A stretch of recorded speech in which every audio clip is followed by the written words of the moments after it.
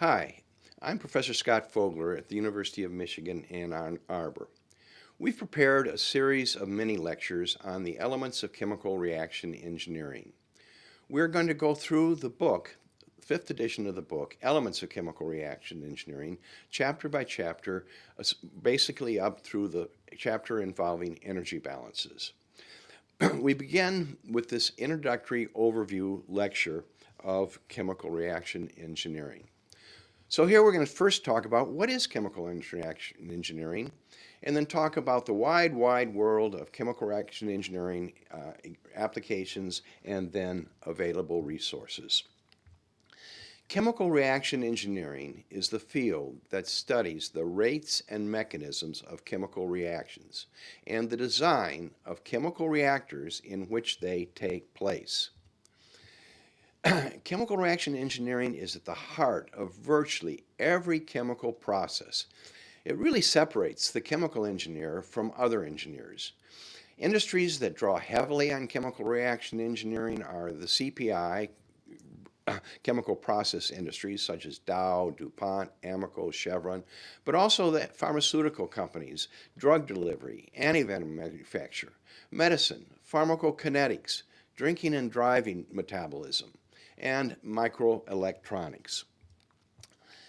So now that we've done what is chemical engineering, let's look at just a few of the applications, some novel and some standard of what you'll find in the CPI. In chapter 1, we can show how you can model the smog in the LA basin when a Santa Ana wind comes in and sweeps out the smog to predict the concentration of pollutants as a function of time. In chapter 2, we could show how you model the digestive system of a hippopotamus, which has a very unique two-compartment stomach. Now we get here in chapter 5, this is the chemical process industry. This is how we model a number of different chemical reactors to predict the conversion in the reactor, first in a plug flow reactor, then in a packed bed reactor, and then finally in a CSTR. And the purpose of all these lectures will be then to break this down piece by piece, where we will first develop the basic equations one will use, and we will derive these equations from first principle in order that you can understand the points at which the assumptions come in, and then see how you would use these to plug in the numbers for a particular design. We can also use the basic principles to show how a wasteland or a marsh can be used to remove toxic chemicals from water. The application in the oil industry to inject acid into the porous oil formation to dissolve the pores and increase the recovery. It also has novel applications, in particular the cobra bites. The application to the design of lubricants, and also, most importantly, to plant safety. And here we will do a number of CSI investigations to show why the explosion occurs and how chemical engineers paying attention to the duty would not allow such things to happen. Now, chemical reaction engineering is different than separations. In separations, which is another course that separates the chemical engineer from the other engineers, we have certain building blocks. We study filtration, we study distillation, adsorption. Now, these topics don't build on one another. You can understand filtration, and it doesn't help you in understanding adsorptions.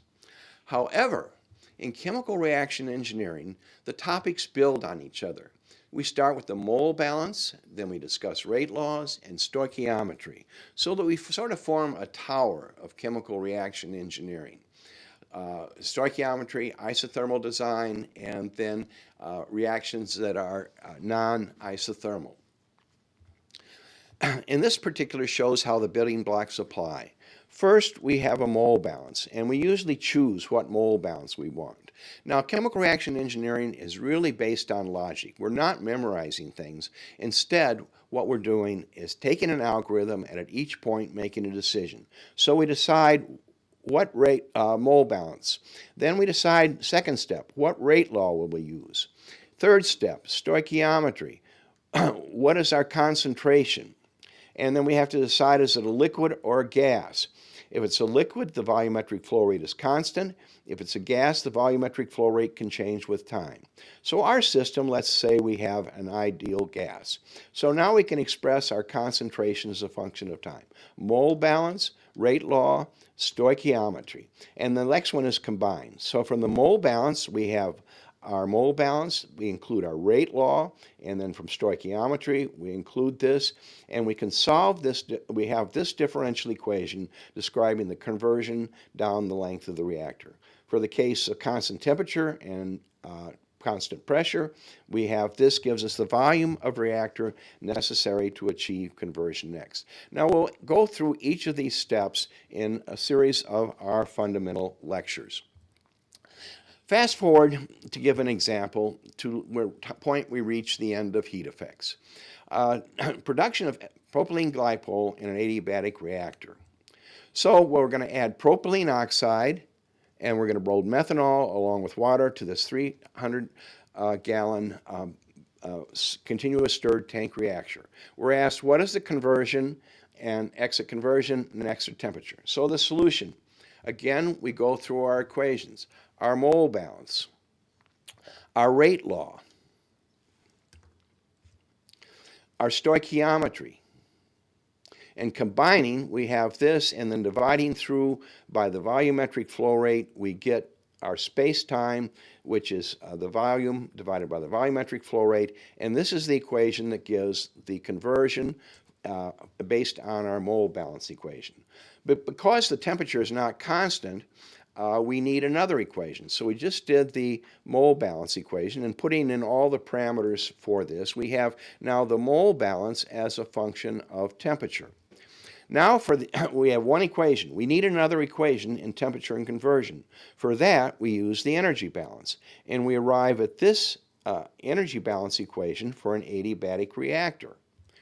Again, putting in all the parameter values, we have the conversion as a function of temperature.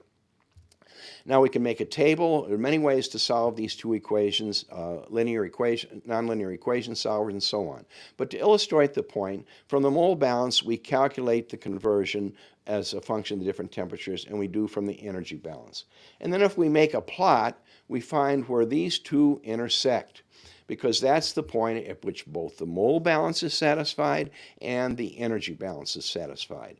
And so we find the exit conversion is about 83%, the exit temperature is about 615 degrees Rankine.